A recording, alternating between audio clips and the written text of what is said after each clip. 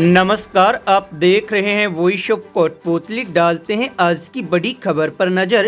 बानसूर क्षेत्र की ग्राम पंचायत बामनवास की नरूका वाली ढाणी में युवा नेता महेश प्रधान के नेतृत्व में शुक्रवार को विशाल किसान सम्मेलन का आयोजन किया गया।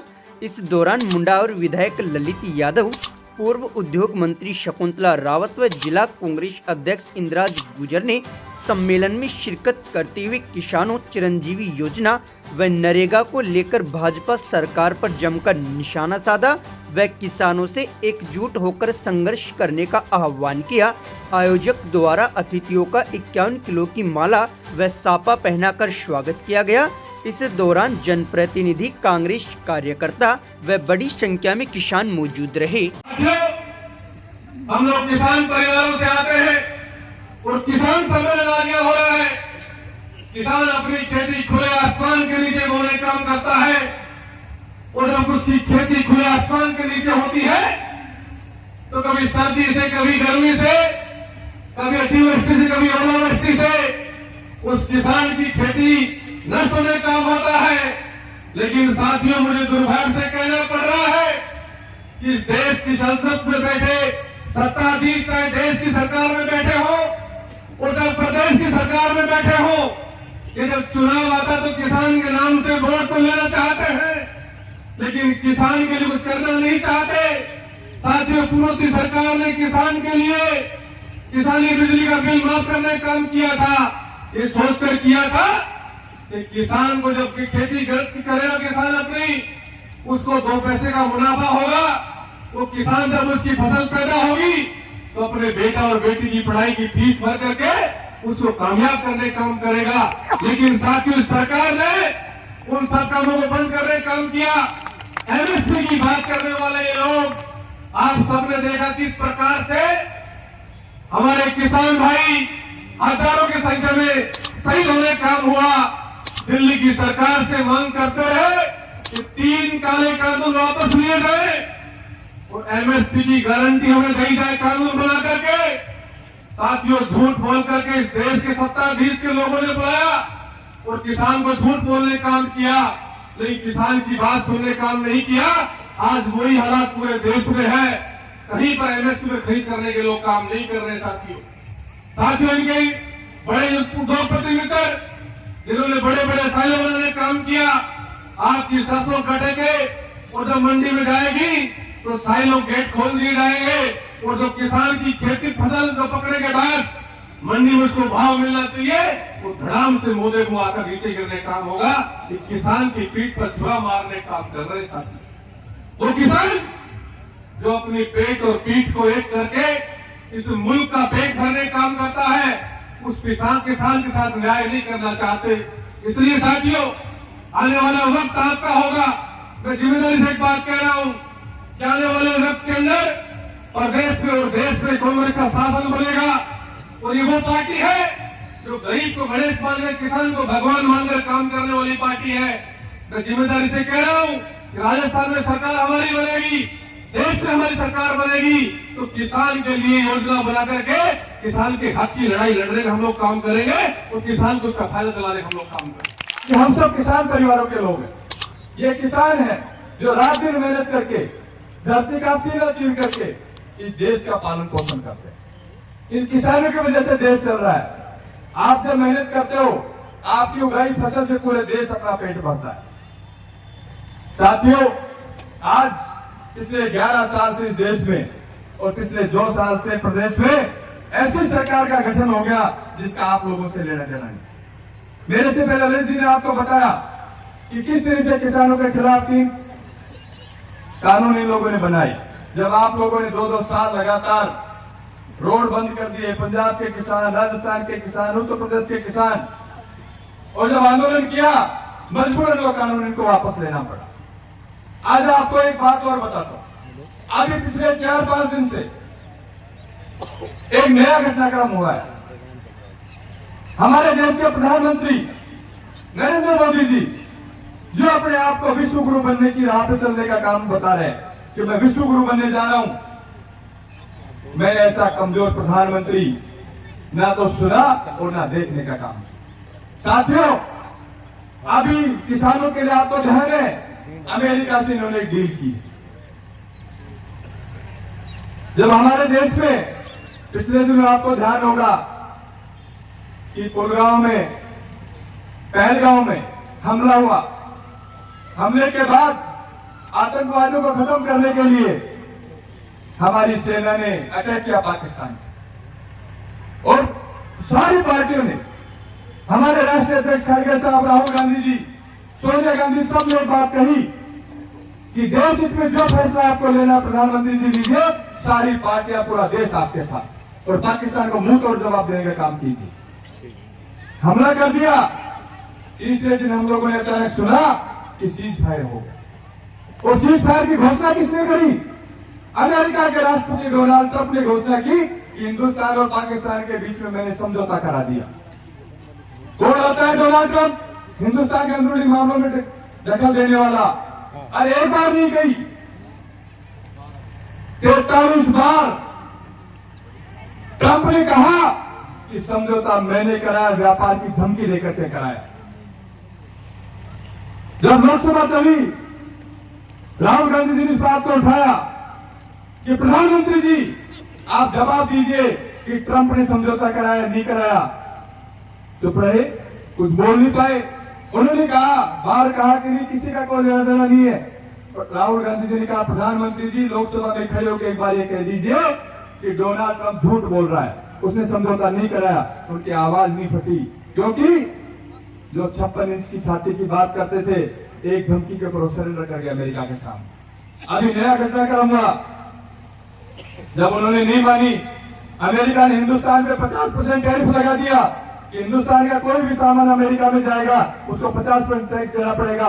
जाके व्यापारियों की हालात खराब हो गए, जो अमेरिका माल भेजा करते, जो एक्सपोर्ट का काम करते थे, क्योंकि उनसे सस्ता माल चाइना देने लग गया। चाइना पे कोई टैरिफ नहीं लगा हुआ था।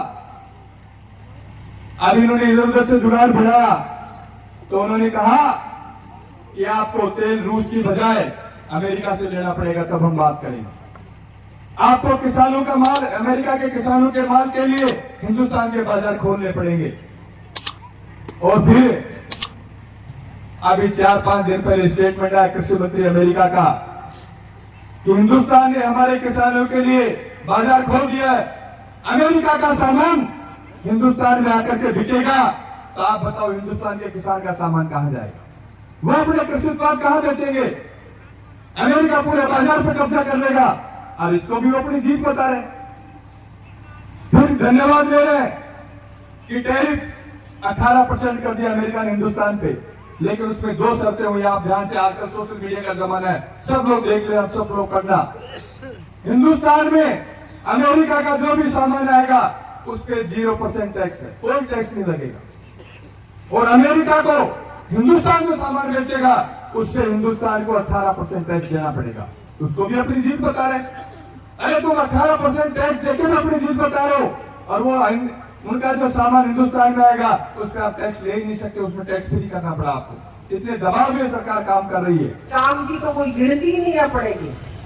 मैं आज से गिनना शुरू करूं तो काल हो जाएगी। हमीरपुर से लगा लो, चाहे घाटी कटवाने का काम हो, 40 लाख की 72 लाख का रोड दिया, सारे कने किशोरपुरा पंचायत बना दी। क्या ना असर तो सही से, गलत से सही से ना।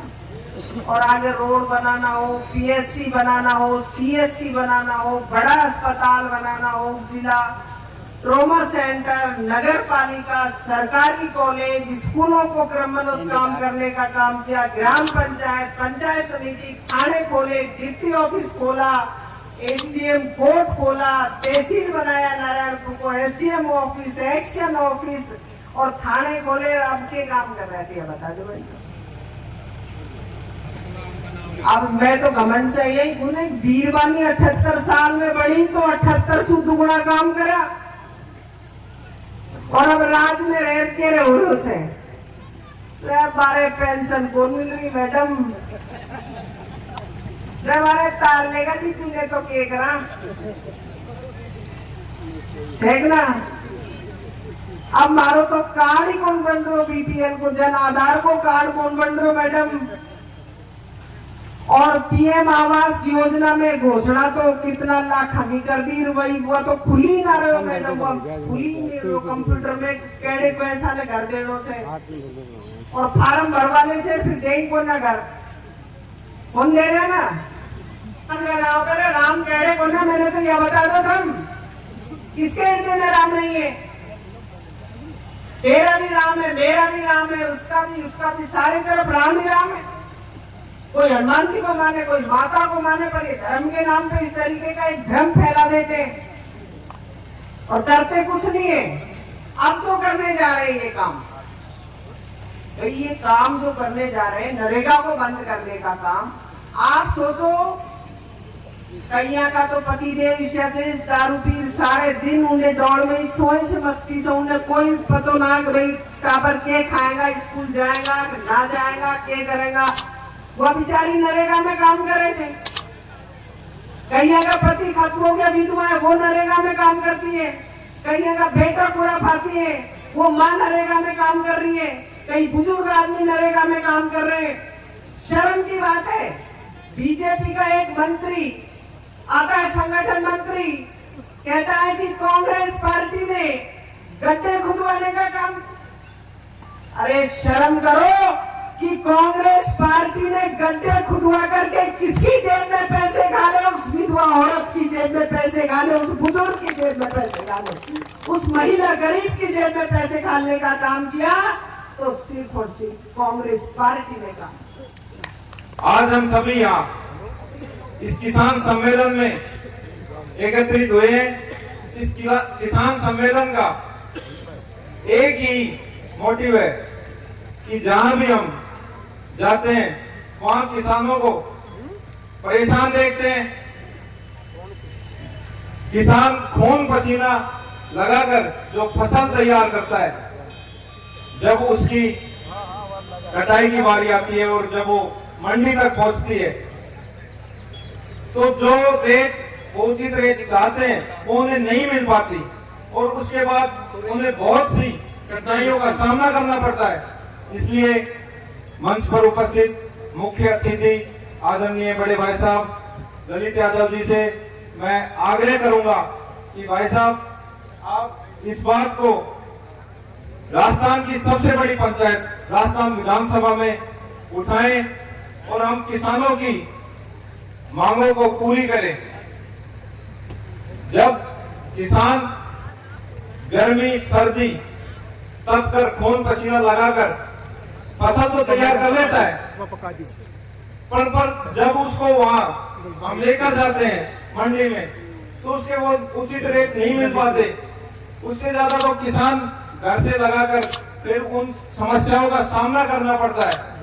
इसलिए मैं मुख्य अतिथियों से आग्रह करूंगा कि हम किसान भाइयों के हित में फैसले लिए जाए और आगे हमारी बातों को पहुंचाया जाए। किसान भाई मजबूर होकर जब उनको उचित रेट नहीं मिल पाता तो उनकी बेटियों का ब्याह, बच्चों का ब्याह, उनमें उनको मुसीबतों का सामना करना पड़ता है और फिर किसी साहूकार के आगे उनको जमीन को गिरवी रखना पड़ता है। तो मैं भाई साहब से रिक्वेस्ट करता हूं कि हम किसानों की बातों को आगे पहुंचाएं और हमें उस फसल का उचित रेट मिल पाए। बहुत बहुत धन्यवाद। जय हिंद। अगर अभी तक आपने चैनल को सब्सक्राइब नहीं किया है तो चैनल को लाइक, शेयर व सब्सक्राइब अवश्य करें। जिले की तमाम छोटी बड़ी खबरों को जानने के लिए बने रहे वॉइस ऑफ कोटपुतली के साथ। बालाजी फिनसर्व, जहां मिलती है आपको वाहन बीमा, स्वास्थ्य बीमा, म्यूचुअल फंड, जीवन बीमा, फाइनेंस, साधारण बीमे की सभी सुविधाएं। कार्यालय बानसूर महाविद्यालय के पास, बाईपास रोड बानसूर। मुख्य कार्यालय लालकोठी कोटपुतली। अधिक जानकारी के लिए संपर्क करें 8302367656।